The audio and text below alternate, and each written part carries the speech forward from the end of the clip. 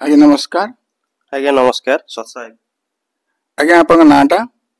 ଆଜ୍ଞା ମୋର ନାମ ସଚିନନ୍ଦନ ମହାନ୍ତି। ଆପଣ କୋଉଠୁ ଆସିଛନ୍ତି? ଆଜ୍ଞା ମୁଁ ଆସିଛି ପଟିଆ ଭୁବନେଶ୍ୱରରୁ। ଆଜ୍ଞା ଆପଣ କହିବେ କି ଏଇ ଯୋଉ ମହାଶିବରାତ୍ରି ପାଳନ କରାଯାଉଛି, এই ଶିବରାତ୍ରିରେ ଉପବାସ ରହିବା ଦ୍ୱାରା ଆମକୁ କଣ ଲାଭ ମିଳିଥାଏ? ଆଜ୍ଞା ଆମେ ଆକ୍ଚୁଆଲି ଆମର ହିନ୍ଦୁ ଧର୍ମ ଗ୍ରନ୍ଥ ଶ୍ରୀମଦ୍ ଭଗବତ ଗୀତାକୁ ଆମେ ଅନୁସରଣ କରିଥାଉ। ତ ତାରି ହିସାବରେ ଆମେ ବ୍ରତ ଉପବାସ ଆଉ କିଛି ବା କାଷ୍ଟା କରିବା ଏହା ଦ୍ୱାରା ଆମର କୌଣସି ଲାଭ ମିଳିବ ନାହିଁ।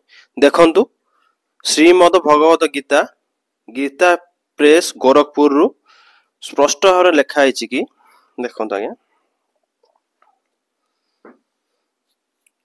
ଅଧ୍ୟାୟ ନମ୍ବର 6ଠ ଅଧ୍ୟାୟ ଶ୍ଲୋକ ନମ୍ବର 16ରେ ଲେଖା ହେଇଛି, ହେ ଅର୍ଜୁନ ଏଇ ଯୋଗ ନା ଅତି ଭୋଜନ କରିବା ଲୋକର କିମ୍ବା ନା ଆଦୌ ଭୋଜନ ନ କରିବା ଲୋକର ତଥା ନା ବହୁତ ଶୋଇବା ଲୋକର ଏବଂ ନା ସର୍ବଦା ଜାଗ୍ରତ ରହିବା ଲୋକର ସିଦ୍ଧ ହୁଏ।